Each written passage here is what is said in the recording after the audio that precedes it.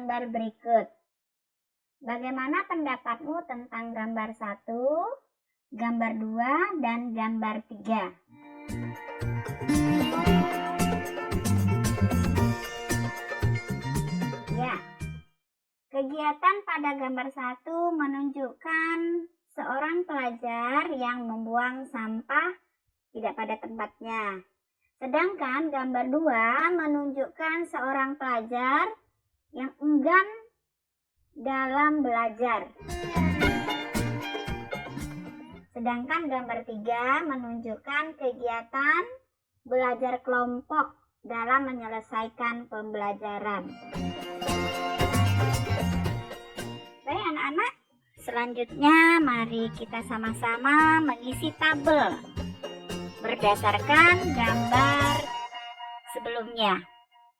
Anak-anak, pertanyaan yang pertama, apa kewajiban kita sebagai pelajar jika kalian melakukan kegiatan seperti gambar 1? Ya, yang seharusnya kita lakukan adalah membuang sampah pada tempatnya.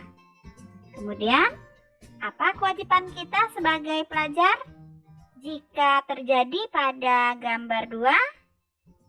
Ya, seharusnya kita belajar dengan sungguh-sungguh. Sedangkan di gambar 3 sudah mencerminkan mengerjakan tugas kelompok. Pertanyaan yang kedua, apakah mereka sudah melaksanakan kewajiban sebagai pelajar? Pada gambar 1 belum. Gambar 2 juga belum. Sedangkan pada gambar 3 mereka sudah melaksanakan kewajiban sebagai pelajar. Pertanyaan yang ketiga, apa dampak bagi diri sendiri? Pada gambar 1, jika kita membuang sampah sembarangan, maka dampaknya adalah menjadi orang yang dapat menjaga kebersihan. Terus gambar 2, jika kita belajar dengan sungguh-sungguh, maka ilmu yang diajarkan dapat diterima dengan baik. Gambar 3, tugas akan selesai tepat waktu. Pertanyaan yang keempat, apa dampak dari tindakan yang mereka lakukan bagi lingkungan? 1. Jika kita membuang sampah tidak pada tempatnya, maka yang terjadi adalah lingkungan tercemar, dapat mendatangkan penyakit, dan jika sampah itu dibiarkan, lama-kelamaan akan menimbulkan banjir. Sedangkan pada gambar 2, dampak bagi lingkungan adalah proses belajar mengajar akan terganggu. Sedangkan gambar 3, terjalin hubungan yang baik antar warga kelas. Pertanyaan yang kelima, apa dampak dari tindakan yang mereka lakukan bagi orang lain? Gambar 1 dapat mengganggu kenyamanan orang lain. Gambar 2, teman-teman akan merasa terganggu. Gambar 3, teman-teman akan senang diajak belajar bersama. Demikian anak-anak.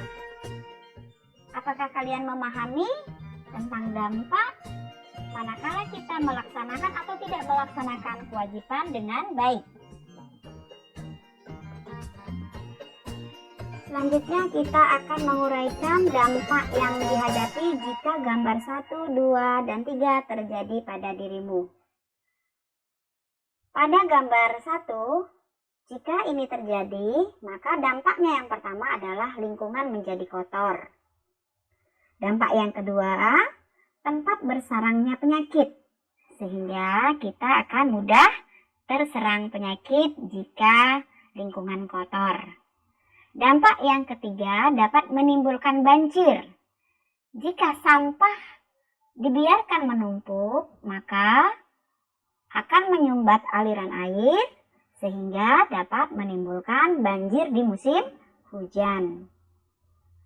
Sedangkan dampak yang terjadi jika gambar 2 kamu lakukan. Yang pertama, kamu akan ketinggalan pelajaran. Dampak yang kedua, kita tidak dapat mengerjakan tugas dengan baik Sedangkan dampak yang ketiga, nilai menjadi rendah. Gambar ketiga, dampak pertama adalah pekerjaan selesai tepat waktu. Dampak yang kedua, belajar menyenangkan. Sedangkan dampak yang ketiga, nilai memuaskan.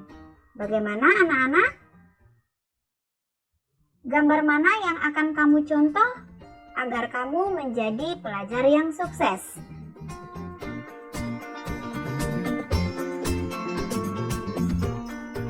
Selanjutnya kita masih memperhatikan tentang dampak yang terjadi jika kita melalaikan kewajiban kita sebagai seorang pelajar. Kewajiban pelajar, 1. Piket kelas. Dampak jika tidak melaksanakannya, maka kelas menjadi kotor dan mengganggu aktivitas belajar. Kewajiban pelajar yang kedua, mengerjakan PR. Dampak jika tidak melaksanakan kewajiban tersebut, maka kita tidak mendapat nilai.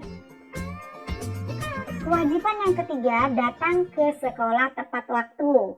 Dampak jika tidak melaksanakan kewajiban tersebut, maka kita akan ketinggalan pelajaran.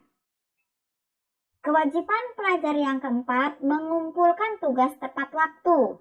Dampak jika tidak melaksanakan kewajiban tersebut, tugas akan bertambah banyak. Anak-anak, selanjutnya kita akan membahas tentang manfaat kewajiban dalam kehidupan sehari-hari dan pentingnya bertanggung jawab atas kewajiban yang harus dijalankan serta contohnya dalam kehidupan sehari-hari. Ibu ingatkan kembali, kita sudah bicara tentang hak dan kewajiban. Kita ulangi, hak adalah sesuatu yang mutlak menjadi milik kita. Setiap manusia yang dilahirkan memiliki hak dasar. Maka hak tersebut disebut dengan hak asasi. Adapun hak asasi manusia adalah hak untuk hidup dan hak untuk mendapat perlakuan yang baik. Sedangkan kewajiban adalah sesuatu yang harus dilakukan dengan penuh rasa tanggung jawab. Dan perlu diingat, hak seseorang juga dibatasi oleh hak orang lain. Artinya, kita mendapatkan hak dengan tidak mengganggu hak orang lain.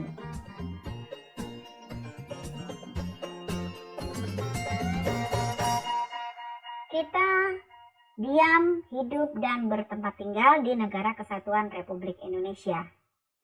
Sebagai negara merdeka, Indonesia disebut sebagai negara hukum, juga mengatur hak dan kewajiban warga negaranya. Hak dan kewajiban warga negara diatur di dalam Undang-Undang Dasar 1945, merupakan landasan konstitusional negara kita.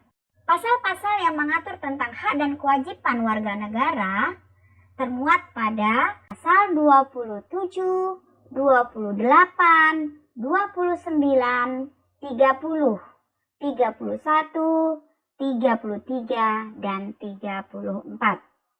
Kali ini kita akan bicara tentang pasal 27. Pada pasal 27 mengatur tentang hak mendapat perlakuan yang sama di dalam hukum dan kewajiban untuk menjunjung hukum yang berlaku. Yang kedua, hak untuk mendapat kehidupan yang layak. Dan yang ketiga, hak dan kewajiban untuk membela negara. Sedangkan pada pasal 28B ayat 2 mengatur tentang hak atas kelangsungan hidup, tumbuh dan berkembang, serta hak atas perlindungan dari kekerasan dan diskriminasi pada anak. Pasal 28C ayat 1 mengatur tentang setiap orang berhak mengembangkan diri melalui pemenuhan kebutuhan dasarnya, berhak mendapat pendidikan, dan memperoleh manfaat dari ilmu pengetahuan dan teknologi, seni dan budaya, demi meningkatkan kualitas hidupnya dan demi kesejahteraan umat manusia.